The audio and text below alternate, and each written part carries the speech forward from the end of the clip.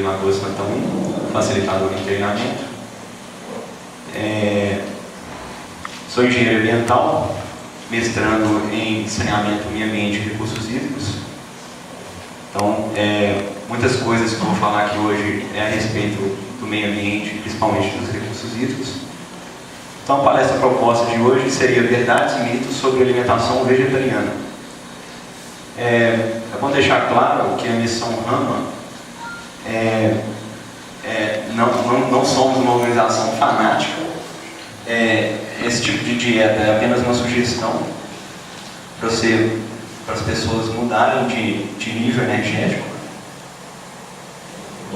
E pode passar aí, por favor. Então a gente começa aqui com um simples conceito das variedades do vegetarianismo. Começando lá com a última coluna, os designados veganos, eles não comem carne de espécie alguma, eles não comem ovos e produtos derivados, como porcos, e outras coisas, quindins, que vão ovos. Não consomem nada derivados de leite, queijo, iogurte, nada. E não consomem nada de origem animal na alimentação. Por exemplo, existem algumas balas, algumas chicletes, algumas coisas que às vezes vão um pouco de gordura animal, então eles não consomem. E não consomem nada de origem animal, na alimentação, no vestuário, produtos de beleza, que são testadas, produtos de beleza que às vezes são testados em animais, não vestem roupas de couro, entretenimento que também entra, por exemplo, pesca esportiva. Então, os veganos não participam disso. Agora, os vegetarianos estritos, eles não consomem nada de origem animal na alimentação. Não, é a segunda coluna aqui, isso. Eles não consomem nada de animal na alimentação, laticínios, ovo e carne. Os lacto-vegetarianos, eles não tomam leite, mas comem ovos, mas não comem, eles tomam leite e não comem ovos e não comem carne. E os ovo-lacto-vegetarianos, eles não comem carne, mas comem ovos, comem leite, e as outras, mas não necessariamente significa que ele vai fazer uma pesca esportiva,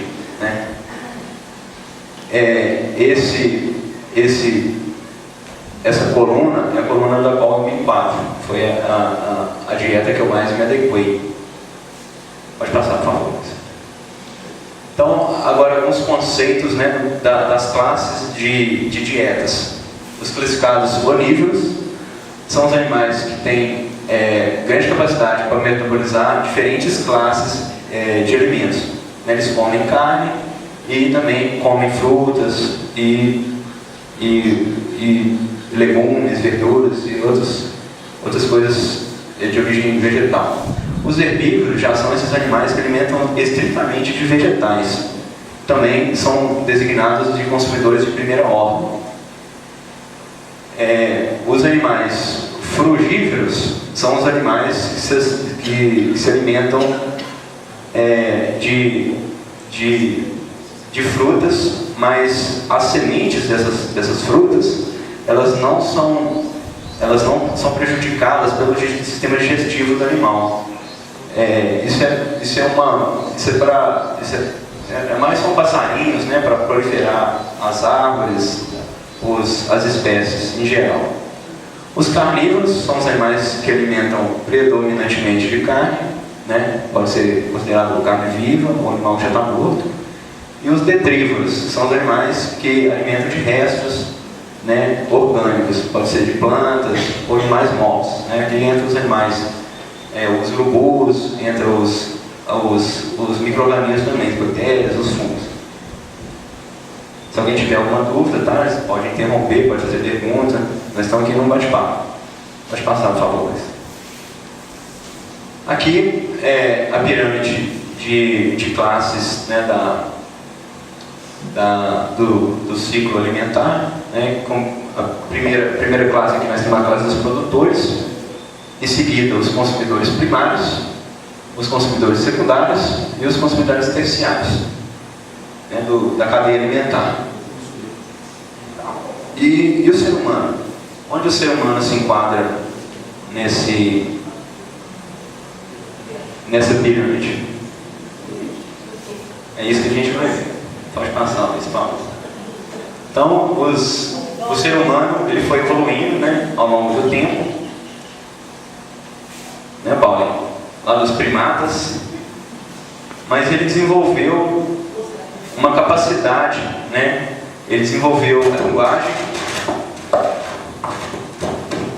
desenvolveu o intelecto, a consciência moral e, acima de tudo, a racionalidade, né? Essa é a diferença dos seres humanos e dos primatas.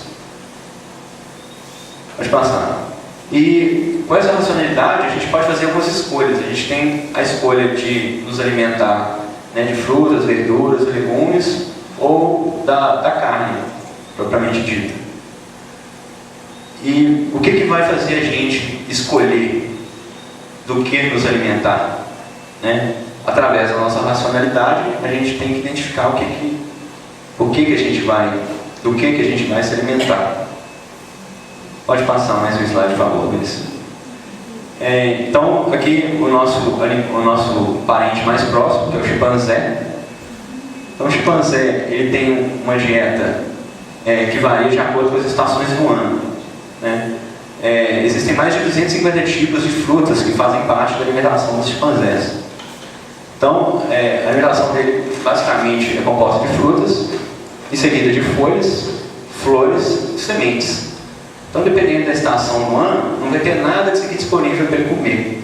Aí, em último caso, em questão de sobrevivência, ele vai e inclui na sua alimentação alguma carne, mamífero, aves, formigas, vespas, larvas. E em alguns casos também, por disputa de território, eles fazem até canibalismo. Talvez aí que está o nosso ponto mais próximo com o ser humano, né? Talvez nesse ponto aqui, né? E pode passar, por favor. Esse quadro, então, ele resume as características físicas de todas as classes, né? Começando lá em cima com os carnívoros, né?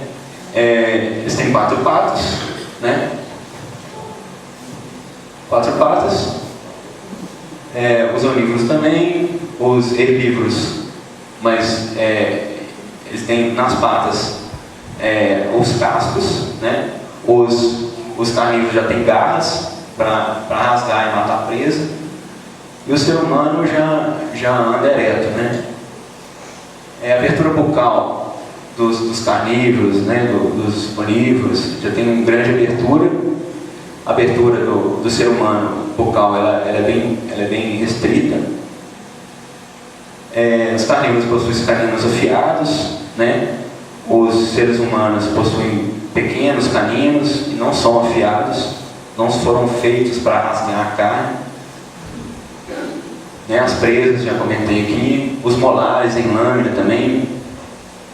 Os seres humanos têm os molares mais planos, né? Para mastigação, né? A mandíbula também dos carnívoros, ela se encaixa fazendo um movimento lateral, ou para frente ou para o lado. O ser humano ele já permite esse movimento tanto para frente quanto para o lado, para estimular a mastigação, né? Urina desses animais carnívoros são muito ácidas, né? Quando o ser humano já vai ficando alcalino à medida que você vai se alimentando de frutas, verduras, né? O ácido clorídrico dos carnívoros é um ácido mais forte, né, para ajudar no processo de digestão. Do ser humano, já o ácido clorídrico já é muito fraco nesse aspecto. Aqui os carnívoros, eles não requerem fibras para estimular, né, as fezes, né, o bolo alimentar. no caso dos seres humanos, eles já precisam de consumir fibras. As fibras nada mais é do que os aminoácidos que não são quebrados.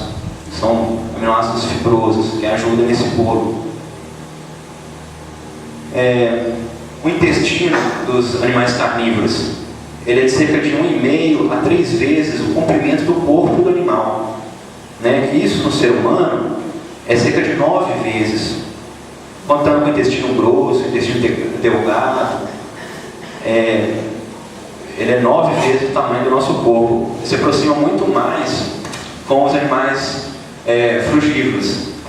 E os animais herbívoros têm intestino muito maior ainda, 20 vezes, porque o alimento precisa de passar ali, ele fica muito tempo no organismo do animal. O estômago também é bem simples, desses animais carnívoros. O nosso estômago já tem o duodeno, que é a primeira parte do intestino delgado, por isso que o intestino é maior. O cólon também dos carnívoros é bem simples, do ser humano já é largo, muito enrolado, para promover maior absorção de nutrientes. O cólon dos animais herbívoros também é bem complexo, muito largo. Da vaca chega a dar 20 metros de extensão. E a digestão dos animais carnívoros dura em torno de 2 a 4 horas. Nós, seres humanos, a gente tem uma digestão de 12 a 18 horas. Por isso que quem come carne, a carne ela fica já em estado de apodrecimento dentro do nosso organismo. E a digestão dos animais herbívoros é em torno de 24 a 48 horas. Porque eles vão ruminando aquilo ali. Eles têm vários estômagos, Eles consomem a grama, o alimento, depois rumina aquilo lá, volta para ser mastigado, e aquilo vai sendo digerido ao longo do organismo. Isso demora muito. Então, essas duas qualidades aqui, essa última linha, o comprimento do estômago, nós, comparando com os animais herbívoros e os que comem frutas, nós temos muito parecido com os animais que comem frutas.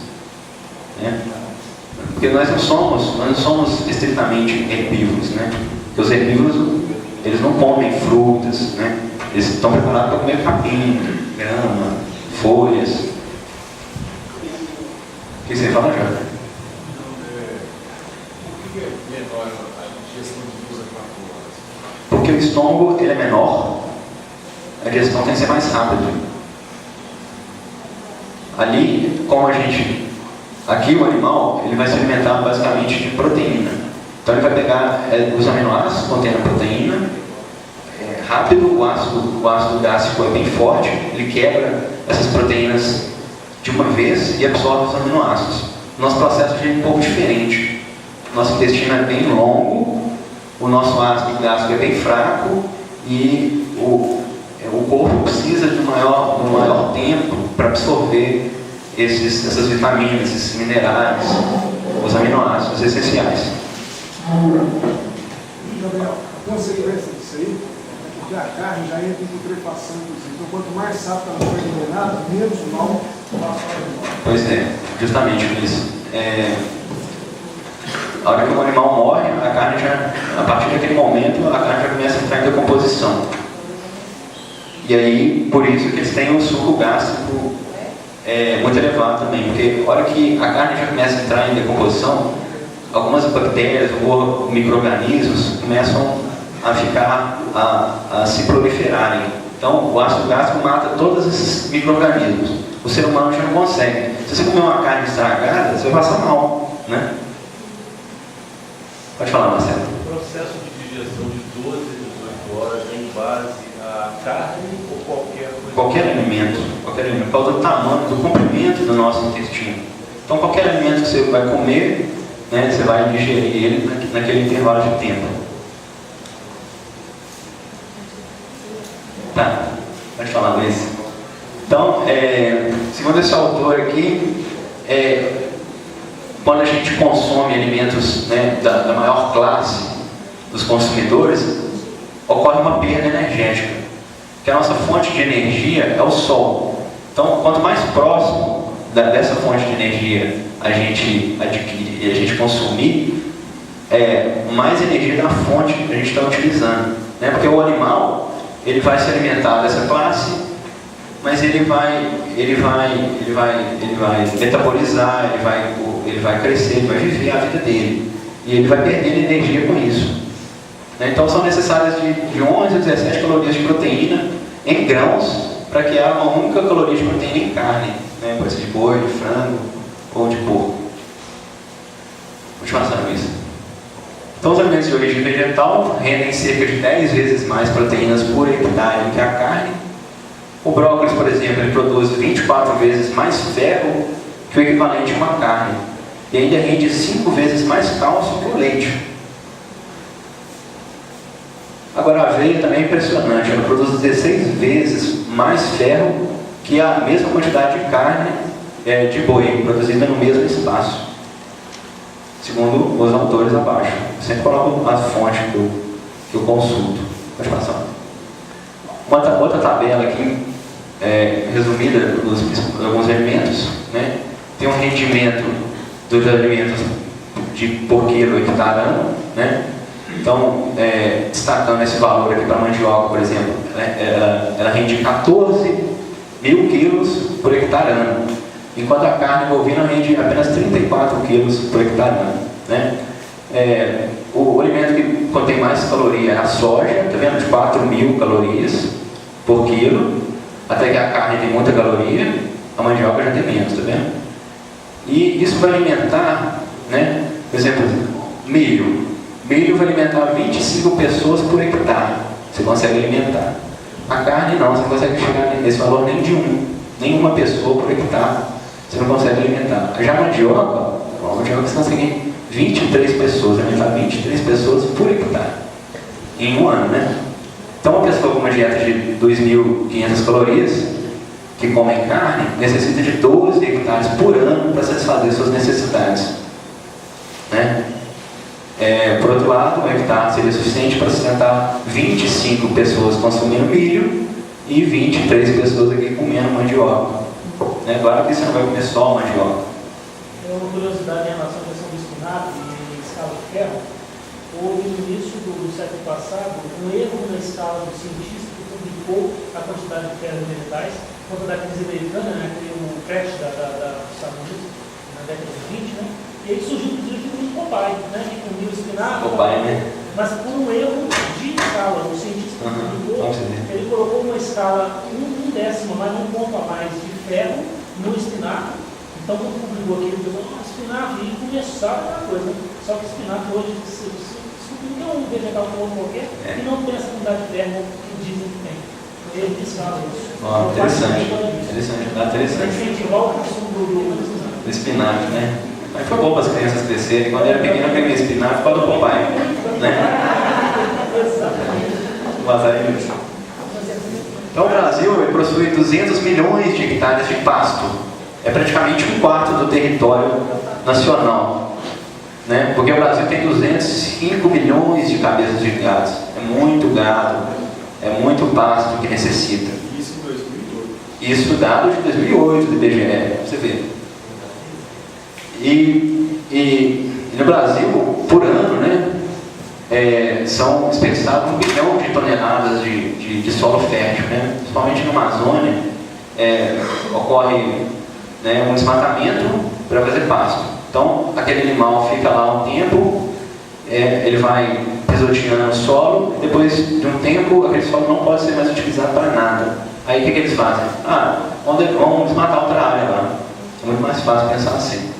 Porque um boi precisa de um quarto de hectare de terra em pasto para produzir 210 quilos de carne, no período de 4 a 5 anos, que é a vida que o boi fica vivo, né? Outra curiosidade, a tabela de curiosidade da produção, né? Em toneladas, né? A carne com 0,21, o tomate 56 toneladas, muita coisa por hectare, ano, né? Passa a luz, tem mais dados. Aqui então é um relatório da ONU, onde tem um programa de monitoramento ambiental. Ela lançou esse relatório em 2010, falando do tanto de água que é consumida para produzir 1 kg de alimento. Então, para você produzir 1 kg de batata, por exemplo, você vai precisar de 10, 20, 30, 40... Você vai precisar de 500 litros de água para produzir 1 kg de batata. E a mesma quantidade, isso aqui é milho, para produzir milho. Já um bife, uma carne, você vai precisar de 49 mil litros de água para você consumir 1 kg de carne. Vamos chegar lá. Pode passar. Então, 1 kg de carne é o equivalente a 12 vezes mais água do que 1 kg de pão. É equivalente a 64 vezes mais água do que 1 kg de batata, 86 vezes mais água do que 1 kg de tomate. Né? Você vê naquela lista anterior, o tomate estava com maior valor. Né? Tá vendo aqui? Ó, é a mesma lista aqui. Ó. Ovos, leite, né? Quantidade de água necessária para você produzir 1 kg de alimento. Né? Esse outro relatório da Unesco, de 2004, né, fala que o volume médio de água para você satisfazer a sede dos animais. Né? A galinha, 0,1 litro por dia, né? O porco, 15 litros por dia, o boi, 35 litros por dia. A vaca leiteira se destaca aqui com 40 litros por dia de água, para satisfazer só a sede do animal. Que ainda tem, aquele valor de 1 quilo que eu mostrei anterior, ainda tem os valores, né, que você tem que lavar o animal para abate, aí o animal vai para o abatedouro, aí você tem que lavar o abatedouro, né, você tem que lavar as ferramentas, aí esses valores dessa água consumida tá inseridas ali. Aqui não, aqui é só para matar a sede do animal. Né? E para produzir um camarão, 1 quilo de camarão, você precisa de 50 a 60 mil litros de água. É muita coisa. O camarão, o impacto do camarão assim, é fantástico. Fantástico do meu ponto de vista. Né? Então, atualmente, 2 bilhões de pessoas, né, quase 1/3 da humanidade, enfrentam uma escassez de água. Até 2025, esse número de pessoas que vão enfrentar a escassez de água pode saltar para 4 bilhões de pessoas. Né? Então, o carnívoro, por ano, ele precisa de 16 mil litros de água, né, na sua alimentação. Aquela água não é a água que você bebe, não, é a água que você come de uma outra forma, né, para produzir o seu alimento. Enquanto um vegetariano aqui precisa de 1.200 litros de água por ano. É uma quantidade razoável, segundo o relatório das Organizações Unidas. Vamos passar por isso. E lá em São Paulo? Lá em São Paulo está faltando água, não está? Tem alguém de São Paulo aí? Tem não, né? Ribeirão Preto, né? Então, lá em São Paulo, dados da CETESB, que é a companhia de água lá, fala que um frango, né, por exemplo, frango, 12 litros de água para o processamento do frango, para um frango. Então, são por ano, né, são abatidos. Não, aqui é dados por dia, o dado mais surpreendente ainda, dado por dia. Então, por dia são abatidos 12 milhões de aves lá em São Paulo. Isso requer 144 milhões de litros de água por dia. Né? Então, tem esse valor aqui do frango, do porco, do boi. Eu somei esses valores aqui todos e cheguei nesse valor aqui de 443 milhões de litros de água por dia em São Paulo. É muita água. Você imagina o tanto de água que você alimentava. Alimentava a cidade, né? Dava para alimentar o país, esse tanto de água. Muita água. Então, nós falamos da água, agora nós vamos falar do resíduo, né? O que a carga biológica que gera a produção de animais. Né? O ser humano, né, ele gera 0,054 kg de demanda bioquímica de oxigênio por dia. Né? É um valor que a gente estima a carga de oxigênio. Né? Se você jogar esse resíduo no copo d'água, ele vai requerer essa quantidade, esse quilos de oxigênio. Então, o boi, ele precisa de ele vai gerar 1 a 5 quilos de DBO por dia.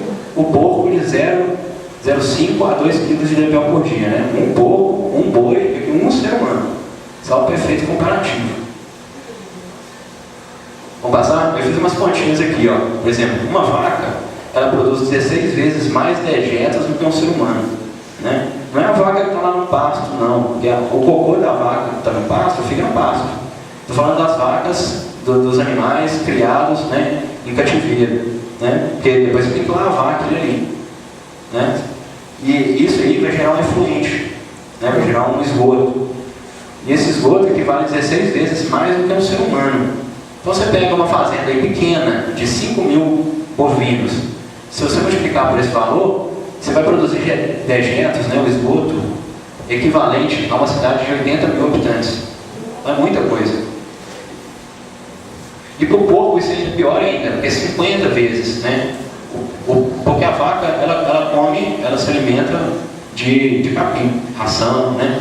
Então, a carga orgânica do excremento da vaca é muito baixa. Agora, do porco é muito alta. Porque o porco come de tudo, né? O porco é um porco, né?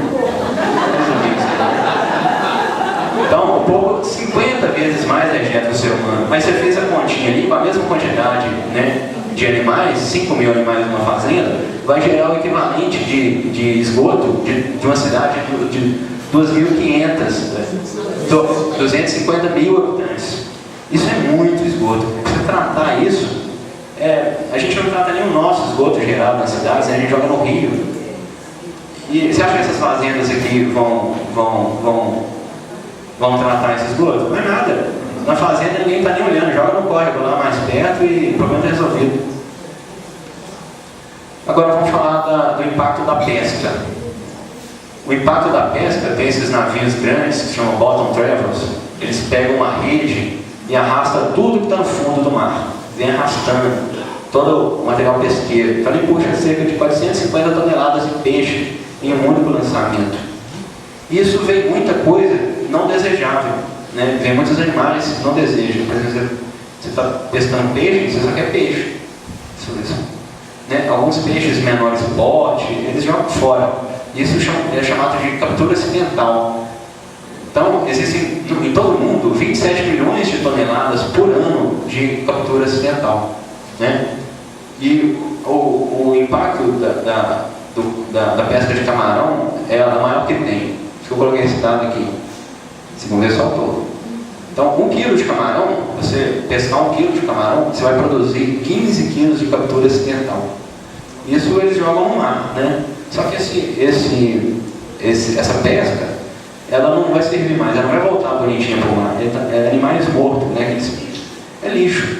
Eles pescam, levam para o barco, pisoteiam os animais, catam os camarões e os sobrar jogam no mar de novo. E isso é 15 quilos, né, para 1 quilo de animal produzido. E aí tem uma taxa de sobrepesca, que no Brasil essa taxa é de 80% das principais espécies brasileiras já estão em sobrepesca. Sobrepesca é a capacidade que o animal, por exemplo, um atum, né? Um atum ele tem um ciclo reprodutivo dele, então para você não fazer um impacto naquele ambiente, o atum, vamos supor que dá 3 atuns por ano. Então, o ser humano só pode comer 1 atum por ano. Então, aí o ser humano vai lá e pega os 3 atuns. Acabou o atum do mar, entendeu? A capacidade dele se reproduzir. Eles chamam de sobrepesca. É o que você pesca além da capacidade do mar, né, de produzir. E o mar está virando um deserto. O mar já não tem mais espécie nenhuma habitando, né? E no Japão, que eles consomem muito peixe, esse valor ainda é mais alto, 92% das espécies de atum. O atum azul, por exemplo. 1 quilo desse atum lá já está valendo equivalente a R$2.000. 1 quilo desse atum. A Mitsubishi, que é uma das grandes consumidoras de atum, está comprando atum, está comprando, congelando, porque ela já sabe que daqui a um tempo já não vai ter mais atum, porque são espécies de extinção. Vou passar isso. Aqui tem outro relatório da ONU, que fala que a população mundial, até 2050, ela vai chegar a 9,1 bilhões de pessoas, né? E e alimentar essa população com carne e com laticínios vai ser insustentável. Vai ser insustentável. Então, ela recomenda nesse relatório uma redução substancial de impactos somente, que os impactos somente seriam possíveis com mudança na dieta, né, eliminando os produtos de origem animal. Por quê? Porque a produção de carne e laticínios são responsáveis por cerca do consumo de 70% de água doce do mundo, 38% do uso da terra e 19% de emissões de gases de efeito estufa.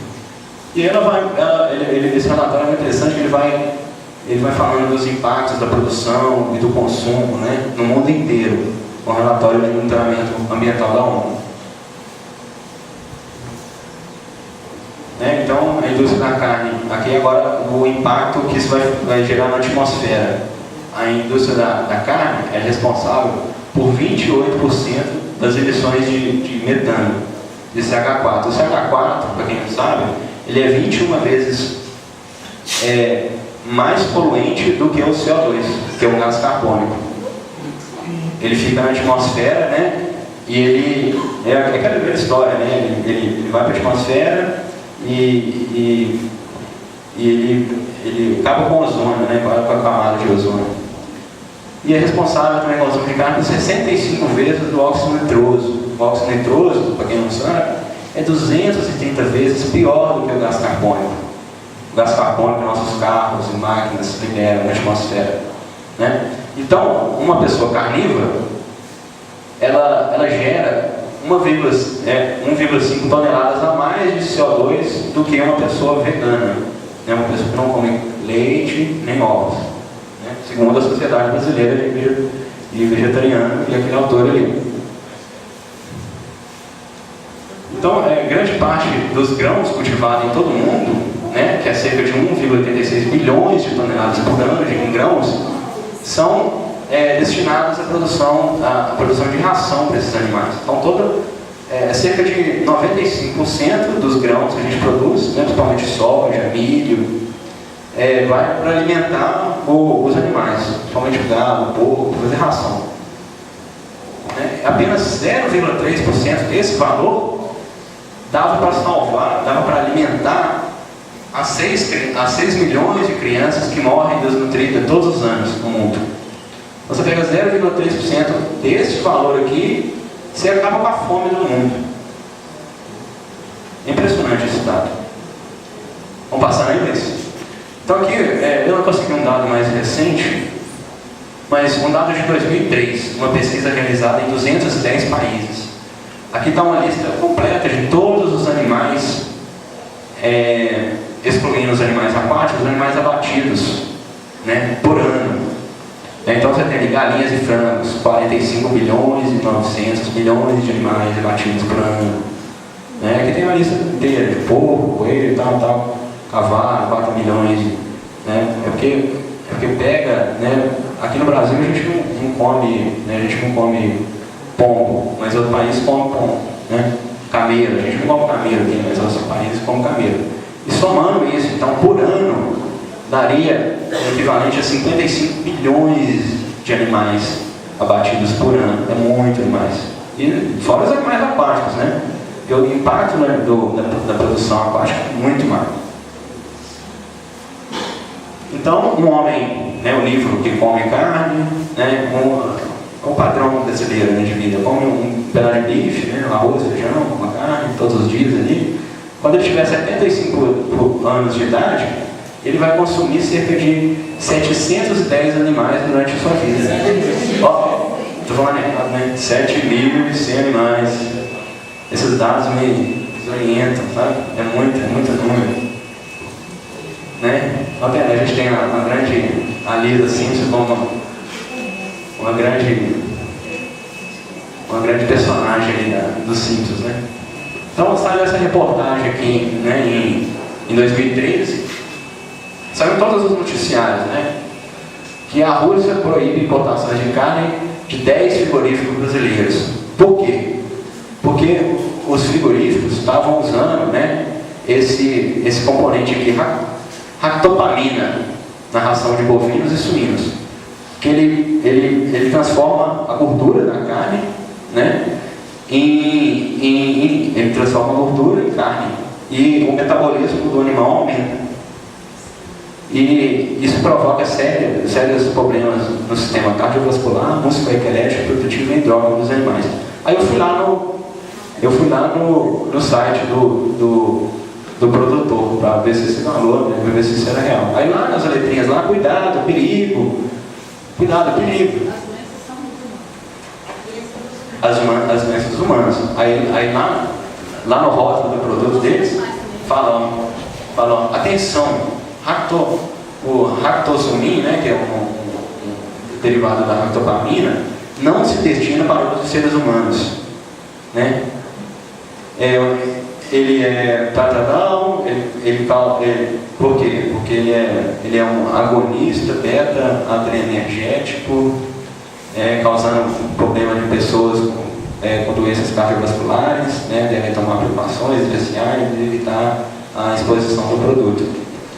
Então eles dão esses produtos, né, para os animais e, né, eles estão até explicando que eles demoram, eles deixam uns dias os animais sem dar esse produto para ver se essas concentrações diminuem no organismo dos animais e para bater o animal. Só que isso aqui ainda fica na carne.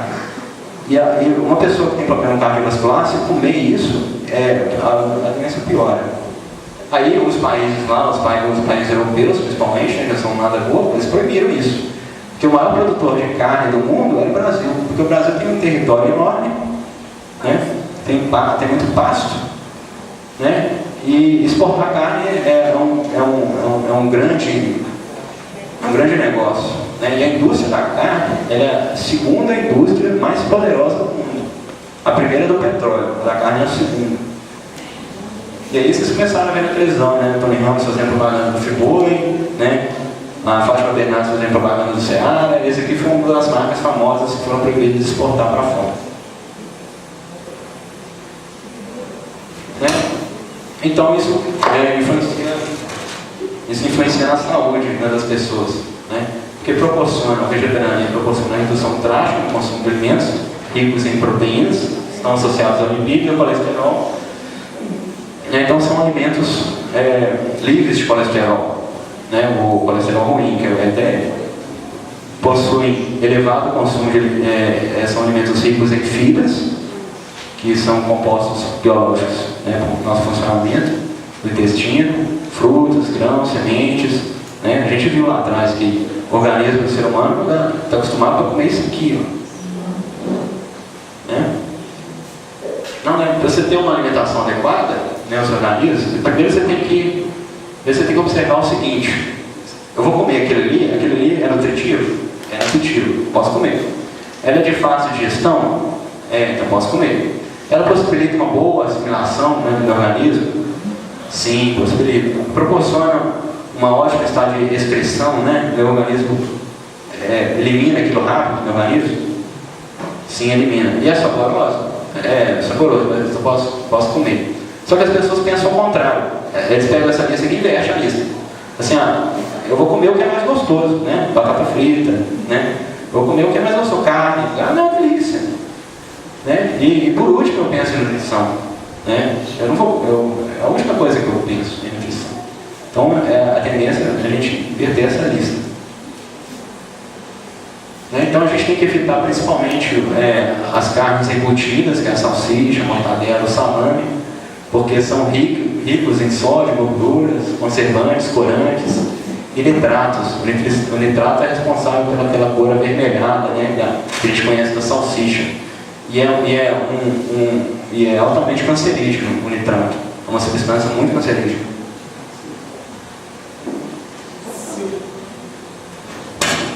Se eu penso não é em nutrição, no que eu penso?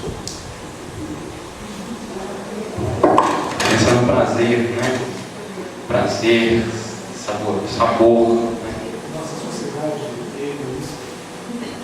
Nossa sociedade é totalmente egoísta, que só pensa nela, só pensa no que é bom para mim.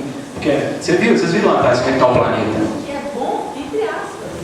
No que é bom, assim, no que é bom pra mim, pro meu sabor, que me dá prazer. O que é bom não vai ser bom pra você não, a sua saúde não. Você viu, as doenças, né, relacionadas a problemas cardiovasculares aumentaram, os cânceres aumentaram por causa disso. Se fosse possível, você ia fazer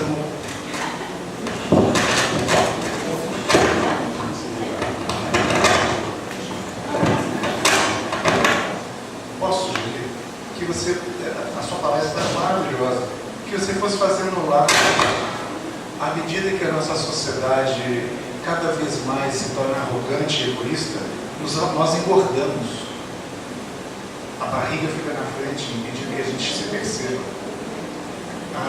Aí vem todas aquelas doenças que você podia falar delas.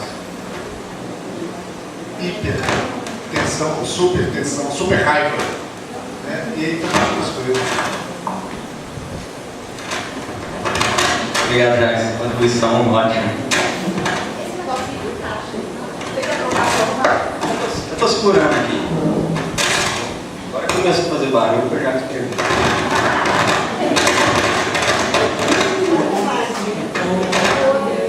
Não, acho que assim tá bom. Eu vou ficar quietinho.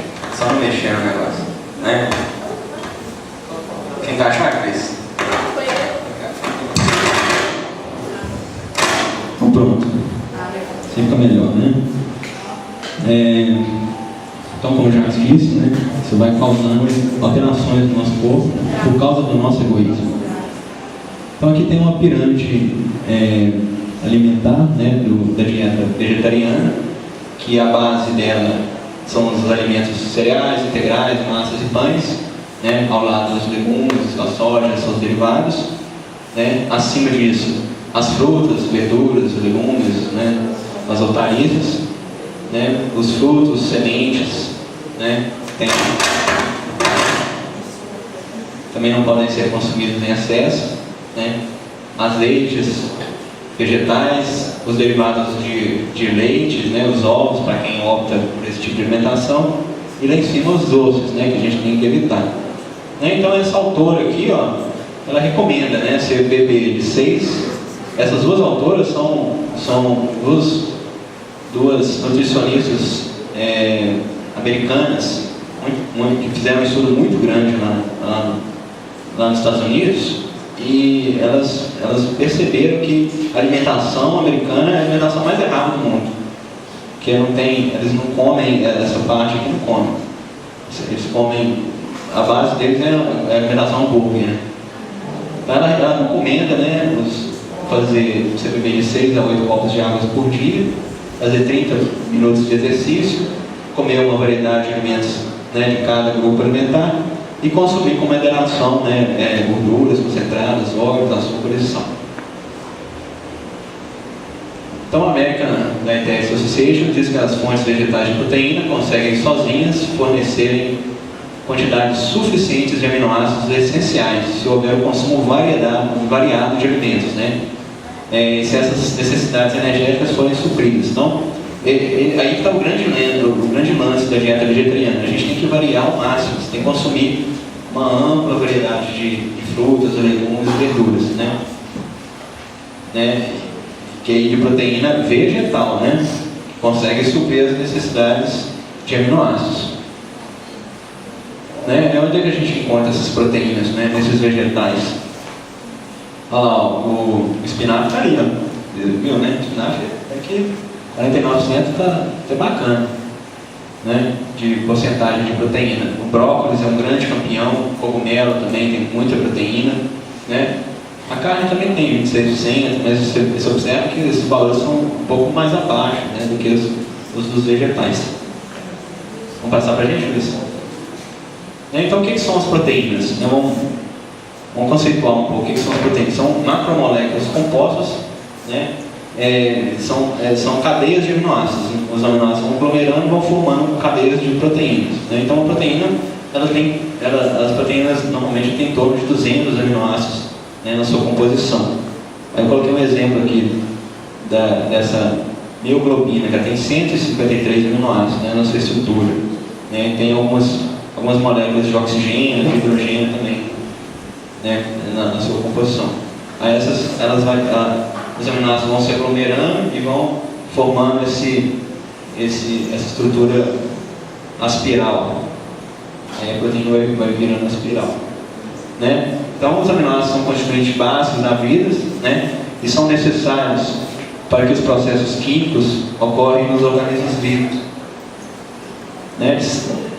E os animais, eles necessitam obter alguns desses aminoácidos, né, a partir da dieta.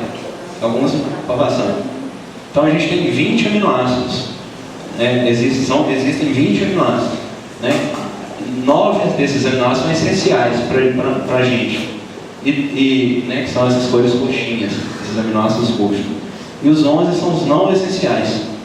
Né? Porque esse aqui é capaz que o nosso corpo produz ele. Né? Aqui é a estrutura do aminoácido, estrutura geral. Né? Então, as proteínas ingeridas pelo nosso organismo são transformadas em aminoácidos através da digestão, o qual envolve a desnaturação da proteína através da exposição do ácido e a hidrólise por parte das enzimas, né, que vão transformando as proteínas em aminoácidos.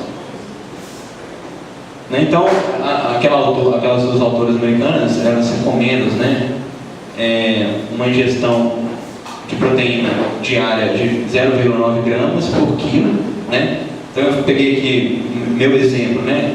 Eu peso 60 quilos. Então eu vou multiplicar 60 quilos por essa ingestão recomendada, que é 0,9. Então eu tenho que consumir diariamente 54 gramas de proteína, né? De origem animal ou vegetal, né? Aqui estão as proteínas de origem vegetal, né? O leite, a carne, ovos, o queijo, né? E as proteínas de origem animal e vegetal, né? Arroz, as leguminosas, as pães, as aveia, as amêndoas, muita proteína. Não, o arroz tem proteína no arroz. Né? Arroz é um cereal, né? Mas aí você fala arroz integral, por exemplo, ou arroz? Todo arroz tem proteína, mas aí eu não sei qual tem mais proteína do que o outro. Né? Essa informação eu não tenho, não. Passando isso. Né? Então, outra pirâmide, né? Grãos, sementes, verduras, né? E aqui quem opta por comer carnes, asas, peixe, né? Onde estão as proteínas, tá vendo? E evitar os óleos, né? E os doces, né? Mas são importantes, né? Tem que ter colesterol, né, no nosso organismo. Né? Olha lá, principais fontes de proteína, uma porção de 100 gramas, né? Qual que a gente estava falando? Do arroz, né? Arroz não tem, não. Tem a soja é uma grande campeã, por isso que a soja substitui muito a carne, né? Todo restaurante que você vai, tem opção vegetariana, tem a soja. O tofu também tem muito. Agora, a semente de abóbora, né? São os alimentos também que a gente acaba jogando fora, a gente acaba desperdiçando, né? Os alimentos têm grande quantidade de proteína, a gente acaba desperdiçando. Mas então, aqui só para dar o tempo, viu? Aqui ó, alguns famosos, né, vegetarianos, né, e alguns grandes pensadores lá em cima, né, como Sócrates, Darwin, Newton, Pitágoras, né,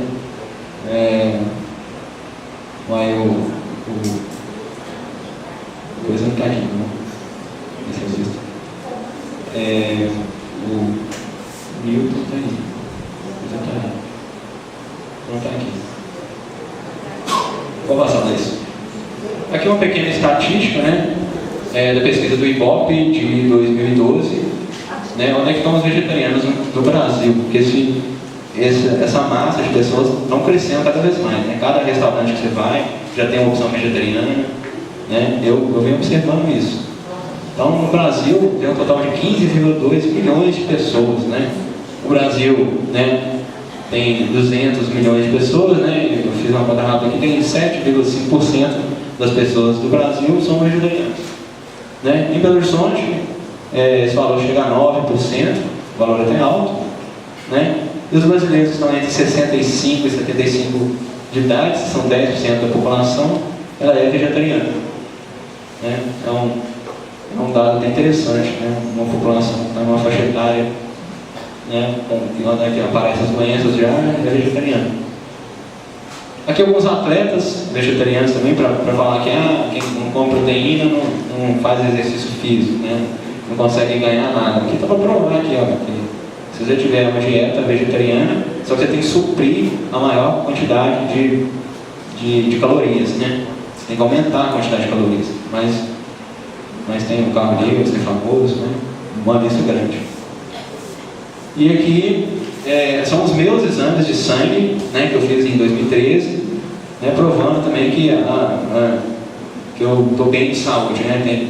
Eu parei de comer carne já tem 6 anos, né? Então minha vitamina B12, né, que é onde tem na carne, né, ela ainda está suprida, vitamina D, né, colesterol, tá bacana, passa na mesmo. Esse outro resultado que eu fiz essa semana, terça-feira, né, também os meus níveis estão bons, né, tudo ok, a saúde está boa. Eu coloquei aqui para provar que... Então, a pessoa que para de comer carne, ela deve procurar com os exames de vitamina B12, vitamina D, qual mais? Sim. Por quê? Porque a vitamina B12, né, é um grande ponto que eu ia chegar nela, ela você não vai encontrar em vegetais. E é uma vitamina importante do organismo. Aí, o que as pessoas que não comem carne fazem? Ou tomam, por exemplo, leite de soja enriquecido com vitamina B12. Ou então, a minha fonte de vitamina B12 atualmente é leite e ovos, né, e derivados. É daqui que eu adquiro. Por isso que eu optei a continuar comendo isso. E eu acho que, eu não sei, eu cheguei lá pro médico e falei assim, ó, eu não como carne tem 6 anos, o que eu preciso? Faz os exames aqui pra mim, pra ver se eu tô bem, entendeu? Ela fez esses exames aqui tudo. Aí eu sempre faço acompanhando a minha saúde, né, pra ver se... Porque, né, eu não sou bobo, não vou parar de comer carne simplesmente, né, e morrer, né, não resolver uma doença, não. Então eu fico de olho, né, como pesquisador eu fico de olho. Então, não só pela minha saúde, né, mas pelos animais, né, pelo parente de carne, pelo meio ambiente, né, e esses animais todos têm sentimentos, né, eles sofrem, eles, né, o cão, né, o animal que mais sente ciúmes, né, são os animais domésticos que a gente está acostumado, mas os outros animais também, o boi, o porco, a galinha, né, são animais que também têm os mesmos sentimentos que o cachorro. Então agora, indo para o lado das religiões, né? As religiões que não comem carne, né? São os hindus, os budistas, né? Os Hare Krishnas, né? Os espíritas kardecistas, os cristãos, os Rosa Cruz, né? Os adventistas do 7º dia, né? Eles já começam a entender o impacto espiritual do consumo de carne. Então, o vegetarianismo é uma marca registrada lá na Índia, porque os devotos de Krishna, eles são sempre empenhados uma campanha vitalícia, né, de minimizar o consumo de carne, né, porque eles optam pela não violência, né, Luiz? Passa aí. Então, a ahimsa, né, que é o termo sânscrito, que significa não causar dano, né, ou não violência, né, tanto para o ser humano quanto para os animais. Então, essa prática do ahimsa, né, ela evita o consumo de alimentos, né, e produtos de origem animal, né, além de participações ativas em ações benéficas, né, para não violência. Agora já evoluindo mais um pouco, a matéria física do homem, né, está em contato com a matéria astral e mental. Então, o que se alimenta, né, no seu corpo físico, isso vai repercutir, né, no caso aqui, a áurea da pessoa, né, nos corpos sutis da pessoa. Isso vai interferir lá nos níveis energéticos, né. Áurea. Obrigado por isso. Vamos passar isso. Então, esse é um livro famoso, né, Vegetarianismo e Ocultismo. Diz isso: devido à matéria grosseira com a qual foi constituído, né, a matéria grosseira que se refere é a carne, todos os tipos de entidades indesejáveis serão atraídas para associar-se com ele, farão de seus veículos a sua moradia e encontrarão em seu interior uma pronta resposta às suas baixas paixões. Não é apenas porque suas paixões animais são as mais facilmente incitadas aqui na terra, mas também porque sofrerá agudamente em virtude da atuação desses desejos após a morte. Então, depois que você morre ainda, você vai querer encarnar de novo só para comer carne, por exemplo, né? Porque são os prazeres na vida, né? Isso ainda abre portas, né, para essas entidades indesejáveis, né?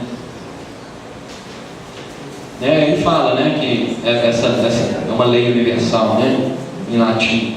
O que for o homem que faz, o que for que o homem faz através de outro, o faz ele próprio. E algumas pessoas viram para mim e falaram assim: mas eu não mato o animal, não. Eu disse: não, você não mata não, mas outra pessoa mata para você. Né? Então, é a mesma coisa você matar o animal. Né? Então, essa lei, ela predomina não somente no mundo físico, mas também no mundo astral, no mundo mental e no mundo espiritual. Então, cada criatura participante no crime deve igualmente participar da penalidade decorrente desse crime. Né? Isso vai aumentando o seu processo kármico aqui na Terra. E nós não estamos aqui para aumentar nosso processo kármico, nós estamos aqui para diminuir nosso processo kármico. Não é isso, gente? A privação de alimentos, né, a sede, as longas experiências de terror e a morte que esses desafortunados seres, né, os animais, têm de sofrer apenas para a satisfação do apetite do homem. É aqui que a gente chega, né, no individualismo. Né? O homem faz isso para quê? Só para... porque ele não precisa sobreviver isso, não. O macaco faz aquilo lá atrás porque quando não tem frutas, quando não tem semente para ele comer, ele faz aquilo para ele sobreviver. Mas nós não, nós temos a racionalidade, nós desenvolvemos isso, né, no nosso processo evolutivo.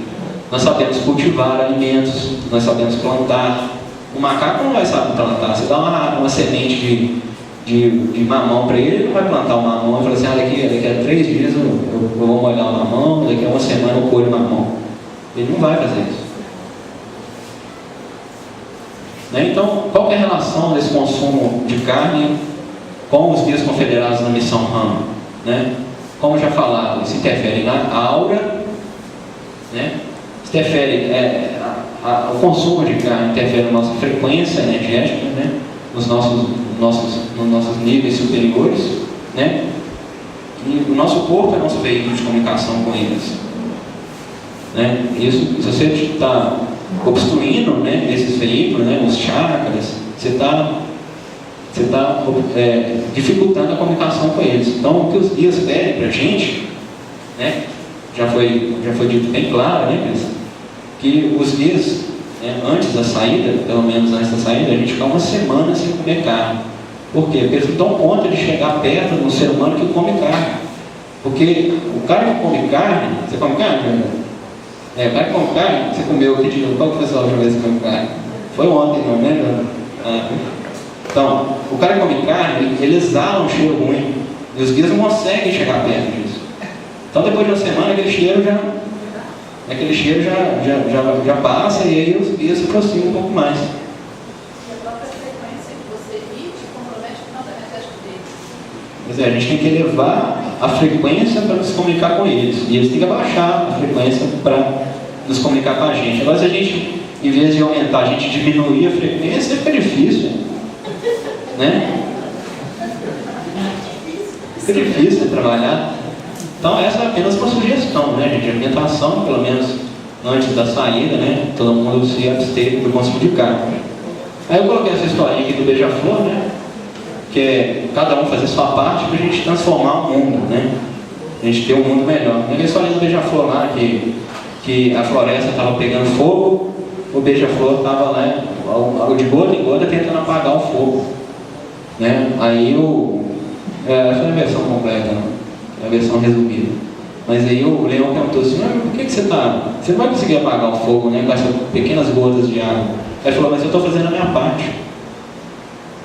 Estou fazendo a minha parte. Aí todos os animais ficaram tocados com isso e começaram a ajudar o beija-flor. Aí o incêndio da floresta foi apagado. Então, muito obrigado a todos. Ser diferente, né, para a gente poder fazer a diferença no mundo.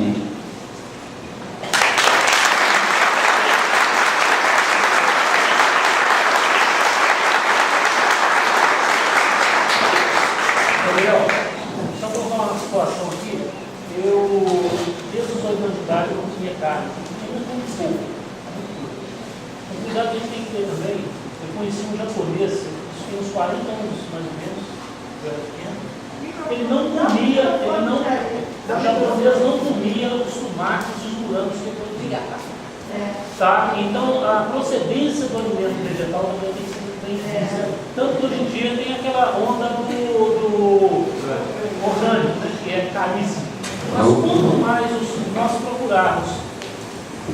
quanto mais a gente procurar alimentar de alimento orgânico, mais seja caro, a tendência é que a indústria vá puxando para esse lado. A indústria segue o consumo também.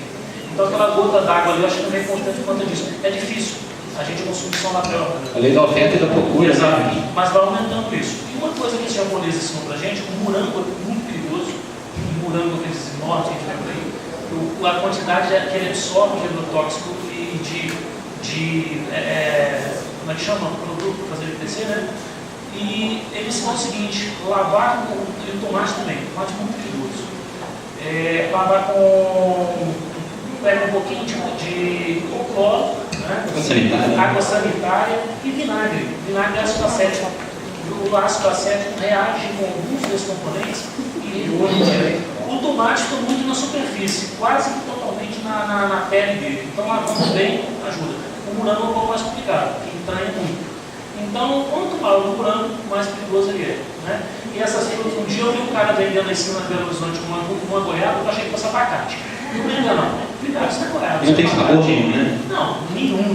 Então, assim, eu acho que também essa questão nossa, né, no consumo, procurar essa coisa mais natureba mesmo, o cara da esquina que vende ali a fruta dele, porque os grandes atacadistas, eles consomem essa produção perigosa também, né? Senão a gente vai cobrir uma coisa que está também causando problema de saúde. Né? Gabriel.